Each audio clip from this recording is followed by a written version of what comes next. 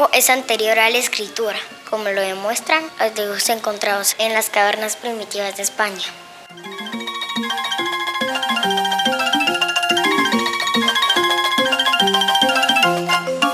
La similitud más grande que existe entre el dibujo del hombre primitivo y el niño es la ausencia de perspectiva. Esta similitud procede de un afán instintivo de representar a la naturaleza.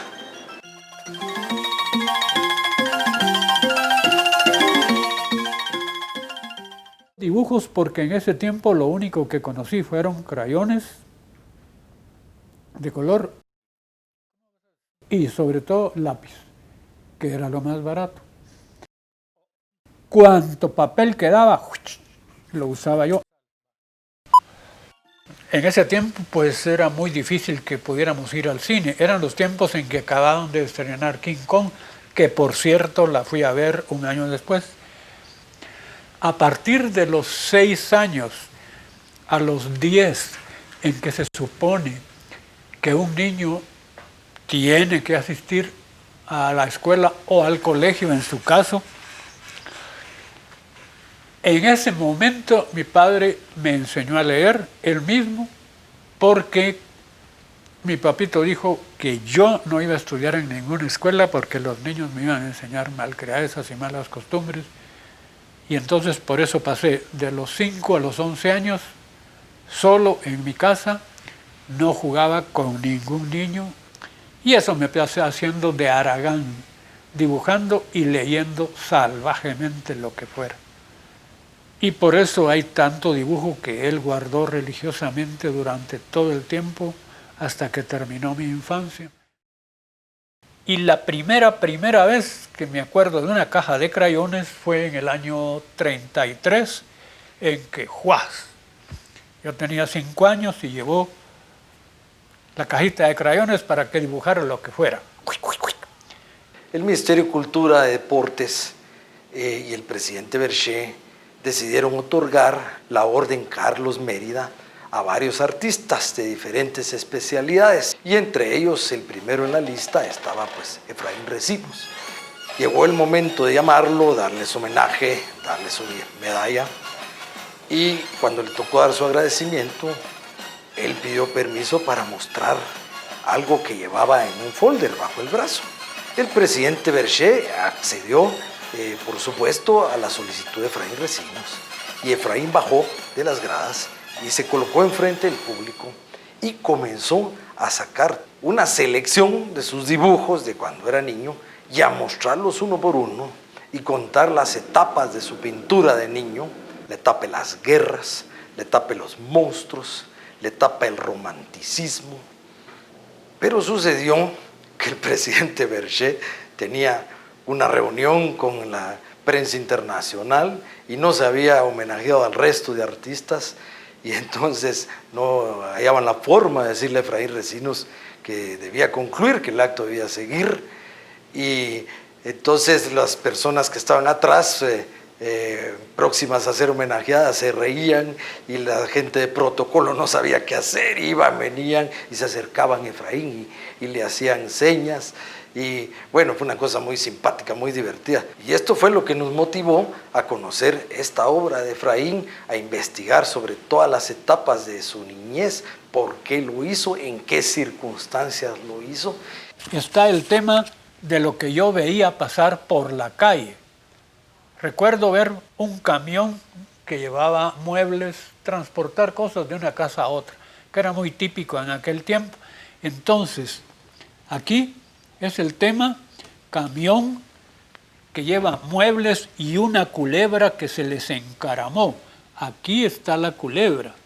Además hay un detalle, ya le echó veneno a uno. La pregunta es por qué en una situación tan sencilla, tan común como un transporte de muebles, tiene que surgir algo peligroso como una serpiente y además trágico, que le echó veneno a uno. Lo que parece conveniente resaltar ahí es, a la de una escena común, típica y tradicional, algo trágico. Este otro dibujo que vemos aquí de ese personaje es el presidente Rey. Seguramente en casa, mi papito y mi mamá, mi papito tal vez hablaba de que no se debería hablar del señor presidente para nada. Eran los tiempos del presidente Gubico. Pero cuidadito con don Jorge, de él no se debe hablar. Es lo máximo, la máxima autoridad fue creándose para mí el personaje jefe.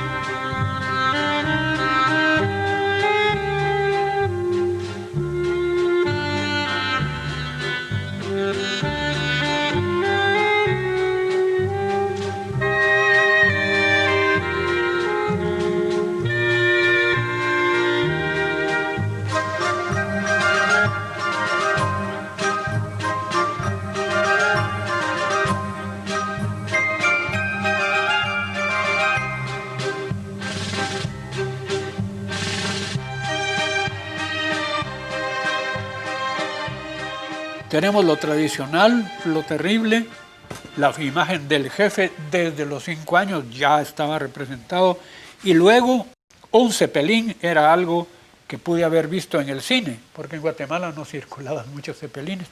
Y ahí está el cepelín. ¿Y para qué sirve? Para que vayan las gentes ahí. El cepelín que lleva pasajeros. Lo fuera de escala son los apoyos, tipo ruedas. Pero tal vez es posible que haya visto algún documental en donde un cepelín lo van soltando con cuerdas o algo por el estilo. Siempre hay la persistencia del personaje terrible. Se llama espanto de cabeza negra. Un espanto. Posiblemente algún oír a los grandes hablar de los espantos que existían en todas partes. Y ahí está el personaje. Colores, totalmente negro. Entonces tenemos ya en resumen espantos, presidentes, cosas tradicionales como transporte de muebles, peligros como las culebras y cosas de otros países que podían volar como un cepelín. El dibujo infantil podemos dividirlo en dos grandes partes. Una es investigar lo que le llama la atención al niño mientras dibuja. La otra parte es investigar el comportamiento del niño cuando dibuja. Ahora, ¿por qué los colores? Bueno, en primer lugar, mi papito a veces tenía recursos para comprar cajas de crayones y a veces no. Por lo tanto, esta primer tanda de pinturas del año 33 disfrutaron de una caja de colores. Y por eso todo tiene color. Grotescamente echados, infantilmente echados, pero era el color. Lo bueno de mi papito es que todos trataba de fecharlos y ponerles qué tema era y los guardaba. Regresaba de su trabajo cansado a almorzar o a cenar y lo primero que hacía era chequear mis dibujos sin decirme nada, ni que estaban mal, ni que estaban bien, ni nada, ningún juicio estético. El dibujo y la pintura no contaba entre las materias escolares de la tradición europea posterior a la antigüedad. Pestalozzi fue el primero en crear un método que con algunas modificaciones se usó durante prácticamente un siglo. Puramente mecánico y abstracto, sirvió de martirio para la infancia por lo tedioso y riguroso. Martirio, martirio, martirio. Los dibujos tempranos de Picasso son versiones inspiradas en tales modelos. Picasso recuerda haber dibujado óvalos cuando era niño. Hay uno de cuando tenía 10 años que resulta especialmente digno de atención. El precoz artista empleó la hoja 2 veces para plasmar 2 representaciones distintas, dibujando en ella una lidia de toros y una serie de palomas. Pero la difícil tarea de representar un acontecimiento tan lleno de formas como la corrida de toros, aún de acuerdo a un modelo esquematizado, pues obviamente era superior a sus fuerzas. Ni los movimientos, ni las posturas de los personajes, ni la impresión espacial que debía producir la escena, pues fue llevado a cabo satisfactoriamente. Sin embargo, es muy diferente el caso de las palomas, cuya representación en realidad es más convincente. Aquí el dibujo se basa en un retículo de formas geométricas que abarcan el cuello, el buche y el tronco del animal como dos óvalos ensamblados a los que luego se añaden los demás detalles. Y podríamos decir que se le mató esa espontaneidad que tienen los niños, porque desde niño se le enseñó a pintar como un adulto. En cambio, en Efraín Recinos tenemos una situación completamente diferente. Lo que vemos aquí son los dibujos espontáneos de un niño que jamás recibió educación en arte y los empezó a hacer desde los 6 años, ya como un adulto. De pronto, en el año 34, encontramos un tema característico: naturaleza muerta con culebra. Otra vez lo peligroso al lado de la naturaleza muerta. ¿Cómo supe yo que varios objetos reunidos se llamaban naturaleza muerta?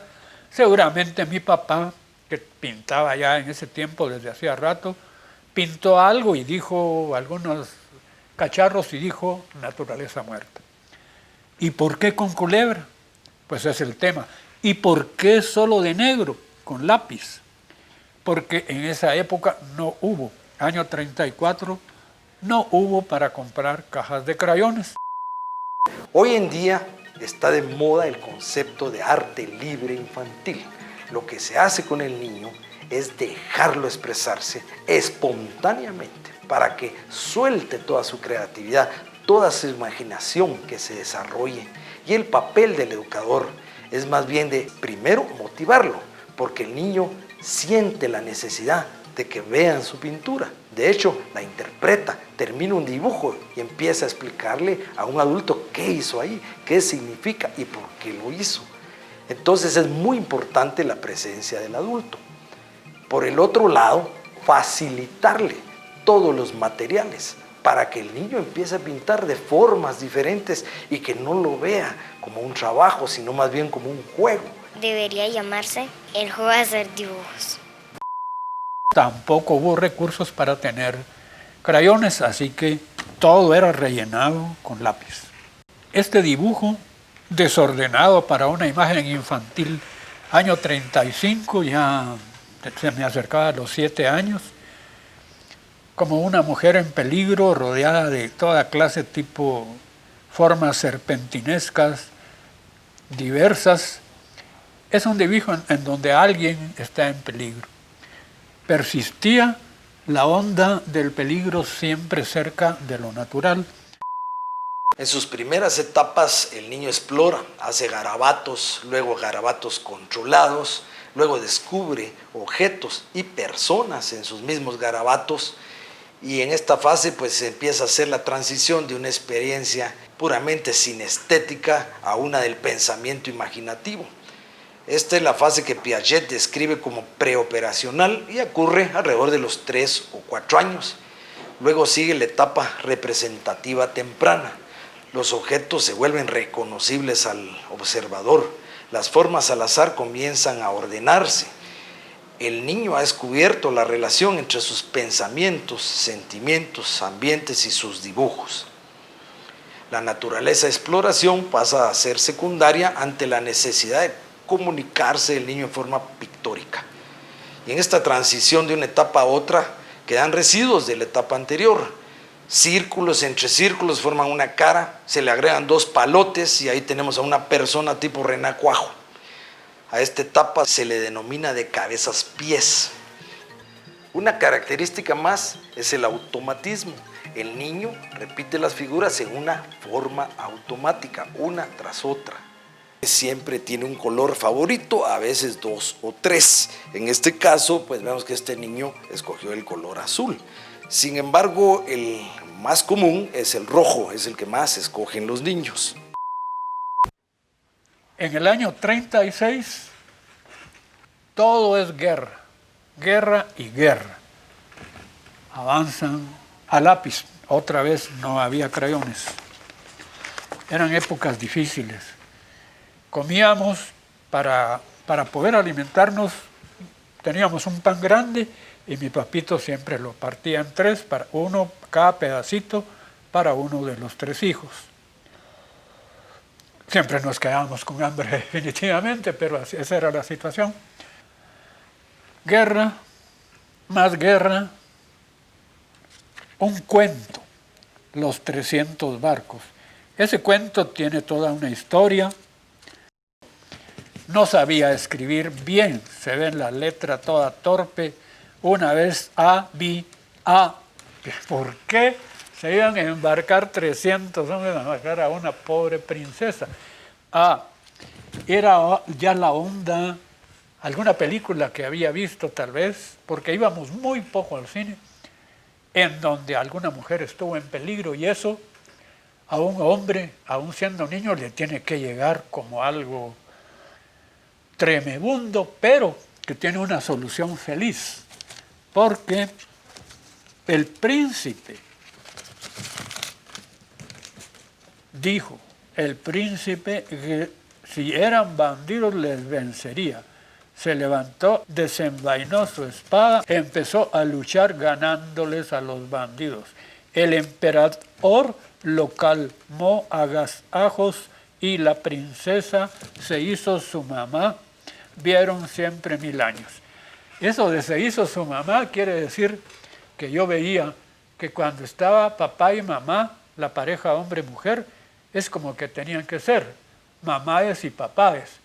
Nunca pensé en novia, traída, cosas por el estilo, no había oído ese concepto. Así que eso de hacerse su mamá es como decir se hicieron papáes. Ese año 36, por supuesto, continuó todo lleno de guerras, siempre la guerra. Y creo que con eso estamos un poco al tanto de lo que pasaba en el año 36. La transparencia es una de las características más curiosas del dibujo infantil. Desean hacer visibles todos los elementos de un objeto aunque se encuentren atrás de un cuerpo. Por ejemplo, el niño dibuja una casa sin paredes y adentro se ven los muebles y las personas que están allí. Otra característica es la rigidez. Podemos ver que las figuras de los niños no tienen movimientos. Los niños han servido de inspiración para muchos de los grandes maestros. El ejemplo más típico es el de Joan Miró. También podemos ver pinturas de Malevich en algunas de sus etapas en que imita los monigotes que hacen los niños.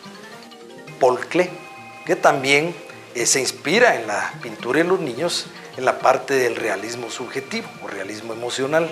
Chagall ya se inspira en una etapa posterior del dibujo del niño, que es el realismo fotográfico, que ya es un realismo que trata de parecerse más a la realidad. Sin embargo, vemos que toma elementos de los niños, como por ejemplo, aquí vemos en esta casa la característica de la transparencia. Para poder ejemplificar un poco esto, aquí tenemos un dibujo hecho por una niña, que es una sirenita, y acá tenemos una interpretación hecha por un adulto de este mismo dibujo que respeta las características del dibujo infantil, pero sin embargo le añade la técnica del adulto. Y esto es básicamente lo que hacían de alguna forma estos famosos artistas que se inspiraron en los niños. Llegamos al año de 1937, 8 años y medio.